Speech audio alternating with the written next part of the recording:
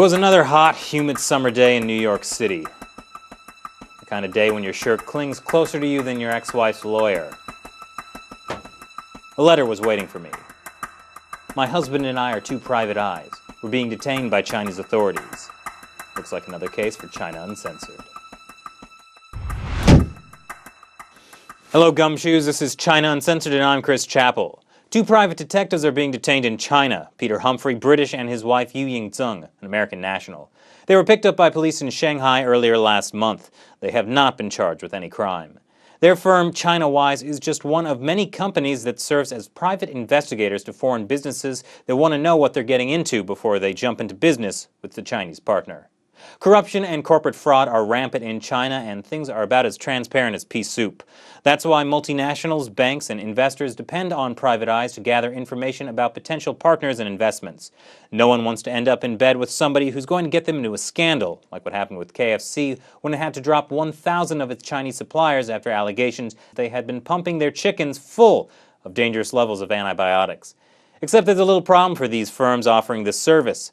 Private investigation is illegal in China, technically.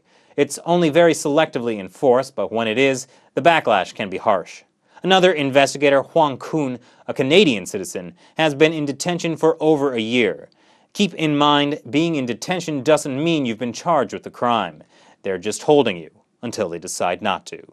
And things like this, it really gives you an idea of how little say foreign businesses and countries have when China doesn't want to play by internationally recognized rules, despite the communist regime asserting itself to be a major player in the global community. When China wants to lock up a citizen of another country with no reason, there's really nothing you can do to stop them. But the way that authorities are selectively targeting these private investigators and foreign companies is interesting. Peter Humphrey and Yu Yingzeng's firm ChinaWhys had GlaxoSmithKline, a British multinational drug company, as a client. And Glaxo is taking it hard in China right now. They've come under fire in China for dealing out $500 million in bribes and other economic crimes in the ridiculously corrupt medical industry. Bribes are just considered a necessary cost of business. Although the couple was not employed by Glaxo, according to the company, it's got a lot of people wondering if this is part of some larger crackdown. And that's got a lot of investigators running scared. They are beginning to avoid jobs that the government might find sensitive and decide to selectively enforce that ban on private investigation. So what kind of jobs might the Chinese regime find sensitive? Most likely probes into state-run companies. And that's going to give a big advantage to Chinese companies while dealing a blow to foreign ones. Meanwhile, the Chinese regime has been making it harder to get any information about potentially shady companies by restricting access to corporate records. So if corruption is rampant and business practices are shady, then is China really a safe investment when they make it impossible to investigate who you're doing business with?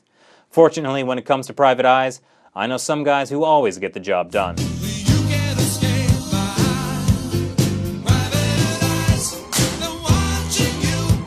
Thanks for watching this episode of China Uncensored. Don't forget to like the Facebook page and follow me on Twitter. Oh, and one more thing.